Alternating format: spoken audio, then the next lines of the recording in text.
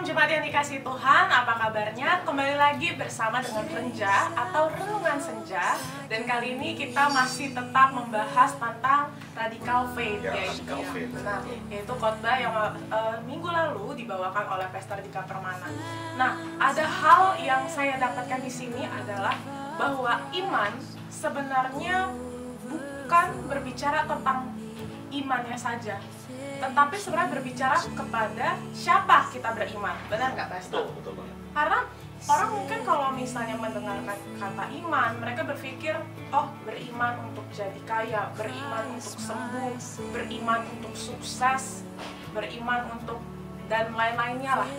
Padahal sebenarnya iman itu bukan tentang apa yang bisa didapatkan, tapi kepada siapa kita beriman, yaitu kepada siapa kita mau menyerahkan, mau surrender, bukan lagi kepada diri kita, bukan lagi 50% kalau ngomongin beriman, tapi 100% seluruhnya itu kepada orang atau kepada Tuhan yang kita imani. Bisa saja loh kita beriman tapi mungkin bukan kepada Tuhan Yesus, bisa banget. Jadi bukan tentang imannya sebenarnya, tapi kepada siapa kita beriman. Nah, kita sebagai orang Kristen tentu kita mau beriman, mengakar hanya kepada Tuhan Yesus Kristus. Nah, saudara, selain itu saya melihat ternyata beriman, iman itu juga bukan tentang hal yang istilahnya spiritual yang tidak terlihat. Justru iman kita mulai bisa bertumbuh semakin dikit, itu justru dimulai dari masalah biasanya tuh hal-hal yang berupa fisik atau hal yang berupa ada di duniawi, yaitu misalnya makanan, misalnya pakaian, misalnya tempat tinggal atau pekerjaan. Nah, kalau misalnya dari pastor sendiri pernah nggak mengalami hal atau kejadian di mana pastor harus diuji imannya kepada Tuhan? Ya, betul. Tadi yang seperti Audrey sampaikan bahwa iman itu bukan tentang imannya saja, tetapi kepada siapa kita meletakkan kepercayaan kita, kepada siapa kita meletakkan keyakinan kita. Dalam kehidupan kita, dalam kehidupan saya secara khusus juga, pasti banyak sekali kita diperhadapkan dengan situasi yang mungkin mengharuskan kita sebenarnya untuk tidak percaya. Karena kalau mau dibilang ya, dari banyak hal yang membuat kita percaya sebenarnya yang nampak sangat jelas, itu kebanyakan hal-hal yang sebenarnya tidak membuat kita percaya. Tetapi itulah poinnya, bagaimana setiap kita harus mempertahankan kepercayaan kita secara penuh kepada Tuhan lewat hal-hal yang mungkin tidak bisa kita percayai gitu. Sama seperti yang kemarin saya sampaikan, ada satu contoh hamba Tuhan yang luar biasa namanya Abraham. Di kitab Perjanjian Lama, ternyata satu kali dia disuruh Tuhan ke tempat di mana Tuhan nggak kasih tahu tujuannya kemana, ke tempat di mana Tuhan nggak tahu tujuannya kemana. Tapi apa yang Abraham lakukan? Dia tetap berjalan, saudara. Dia tetap berjalan walaupun dia nggak tahu harus kemana. Bayangkan, kalau kita disuruh jalan kita nggak tahu mau kemana, mungkin kita akan bingung pastinya, dan bahkan mungkin lebih baik kita diam aja. Kadang kita orang yang suka yang pasti-pasti gitu. Ketidakpastian membuat kita ragu terhadap banyak hal, tapi tidak untuk Abraham. Abraham di tengah ketidakpastiannya dia harus kemana, dia tidak menjadikan tempat sebagai tujuannya, tetapi dia menjadikan Tuhan sebagai tujuannya. Dan hari itu Abraham berjalan bersama dengan Tuhan dan dia mengikuti apa yang menjadi arahan Tuhan. Sampai akhirnya dia tiba di suatu tempat yang Tuhan katakan nantinya. Dalam kehidupan kita juga seperti itu, saudara. Saya pun sering mengalami yang namanya kekurangan lah ya, dalam banyak hal gitu. Kekurangan satu kali sempat dulu, mungkin Bapak Ibu Saudara sudah mendengar ceritanya, mungkin dalam 2 tahun tidak terima gaji, bayangkan ya, tidak ada penghasilan masuk itu karena satu dan lain hal, dan saya memiliki krisis hari itu secara finansial, Bapak Saudara. Tapi di situ saya lihat bagaimana pemeliharaan Tuhan, providensia Dei yang Tuhan nyatakan dalam kehidupan saya. Walaupun terkadang kita diizinkan kekurangan, tapi jangan fokus sama kekurangannya. Fokus sama apa yang Tuhan mau dalam kehidupan kita ketika kita sedang berada dalam fase tersebut. Pasti ada maksud Tuhan. Oh, ternyata waktu itu Tuhan mau tantang iman saya untuk mau nggak nih Dika tetap percaya walaupun hari itu kamu nggak lihat mujizat yang nyata-nyata kelihatan besar gitu. Karena kan kadang kita selalu menganggap mujizat itu sesuatu hal yang gede banget gitu loh. Padahal satu hari kita bisa hidup saja itu sudah mujizat.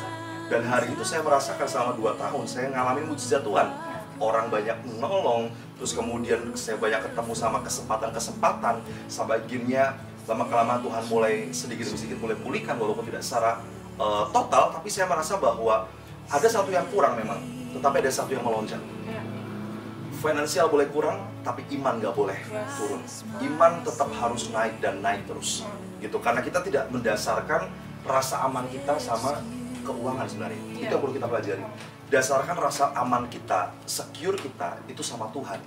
Uang bisa lenyap kapanpun, uang bisa habis kapanpun, rumah bisa runtuh kapanpun ketika ada bencana. Tetapi iman kita yang nggak boleh runtuh sama Tuhan. Itu yang perlu kita dasari seperti itu. Dan memang saya sadari tanpa kita mengalami suatu kesesatan, itu rasanya firman yang kita baca pun mungkin nggak hidup, ya? Benar, tidak hidup, nggak terlalu dimengerti, tidak terlalu melekat. Ya mungkin kita bisa, oh ya oke, ya puji Tuhan pas kita baca. Tapi pasti akan beda pengalamannya, rasanya akan beda. Imannya itu yang kita sebut iman. Ketika kita memang benar-benar mengalami itu, ketika kita tidak bisa, mungkin sedang tidak bisa makan atau sedang kekurangan akan sesuatu, lalu kita baca firman tentang perjanjian Tuhan untuk hidup kita, itu seperti iman itu tuh seperti jangkar yang mengikat, yang gak akan bisa digoyahkan oleh badai apapun. Nah saudara, saya mungkin mau bacakan sedikit ayat, yaitu tentang hal kekhawatiran di Matius 6 ayat 25. Yaitu karena biasanya kekhawatiran inilah ada ketika iman kita mulai bergoncang, atau itu yang istilahnya disebut sebagai badai dari iman. Nah, di sini dikatakan karena itu aku, yaitu Yesus sendiri, Yesus berkata kepadamu, janganlah khawatir akan hidupmu, akan apa yang hendak kamu makan atau minum, dan janganlah khawatir pula akan tubuhmu, akan apa yang hendak kamu pakai. Bukankah hidup itu lebih penting daripada makanan, dan tubuh itu lebih penting daripada pakaian? Pandanglah burung-burung di langit yang tidak menabur dan tidak menuai, juga tidak mengumpulkan bekal dalam lumbung, namun diberi makan oleh Bapamu. Bukan diberi makan oleh manusia, tapi diberi makan oleh Bapamu yang di surga. Bukankah saudara jauh melebihi burung-burung itu? Siapakah di antara kamu yang karena kekhawatirannya dapat menambahkan sehasta saja pada jalan hidupnya? Dan mengapakah kamu juga khawatir akan pakaian? Bahkan Salomo dalam segala kemegahannya tidak berpakaian seindah salah satu dari bunga itu. Nah saudara, dari sini kita mungkin bisa belajar bahwa walaupun ada masalah, itu bukan berarti kita salah beriman. Bukan berarti orang yang kita imani itu tidak tepat. Ya, pribadi yang kita imani itu tidak tepat. Tetapi ini malah menjadi dorongan untuk kita semua, untuk kita benar-benar mencari tahu tentang firman itu sendiri. Kalau Tuhan berkata seperti itu, artinya Tuhan tahu bahwa akan ada kekeringan. Tuhan tahu akan ada kekurangan, Tuhan tahu akan ada kesesakan. Makanya dia berkata, janganlah khawatir. Apalagi kalau tadi yang dari ayat di Matius pasal yang ke-6 tadi itu, semua itu sebenarnya ngomong tentang kebutuhan primari, primary, makanan, pakaian, ya sandang pangan papan lah istilahnya. Sandang pangan papan itu sudah jelas Tuhan sediakan semuanya. Kalau misalnya nih ya, kebutuhan kita yang sangat utama itu adalah sandang pangan papan, bagus sudah nggak perlu khawatir, Tuhan pasti sediakan semuanya. Kecuali kebutuhan kita adalah kebutuhan yang lain ya, atau mungkin lebih dari sebuah kebutuhan, tapi keinginan. Misalnya ingin punya rumah yang bagus, punya mobil yang mewah, ya itu bukan satu yang keliru, tetapi itu bukan yang primari. Kalau yang itu mungkin belum diizinkan sama Tuhan, Bapak Ibu Saudara nggak perlu marah-marah sama Tuhan. Tapi yang paling utama adalah yang primary ini Tuhan pasti jelas sediakan Saudara buat kita. Ya, semoga ini menjadi suatu pengharapan yang baru kepada kita semua. Bahkan mungkin saya jadi teringat tiba-tiba mungkin untuk janda-janda yang merasa bahwa aduh saya udah nggak punya tulang punggung keluarga lagi yang bisa mencari pekerjaan. Tapi saudara harus percaya bahwa ada Tuhan kita sebagai Bapa kita, sebagai Raja kita, sebagai Tuhan pencipta gunung-gunung, pencipta langit, pencipta seluruh yang ada di isi bumi ini. Dia tidak mungkin tidak terlalu baik untuk memberikan kita apa yang kita perlukan setiap hari. Yep. Ya.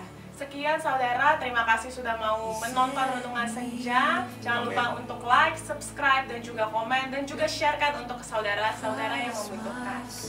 Amin. Puji Tuhan, Tuhan Yesus memberkati setiap kita. Thank you, Jesus. You set me free. Christ, my Savior.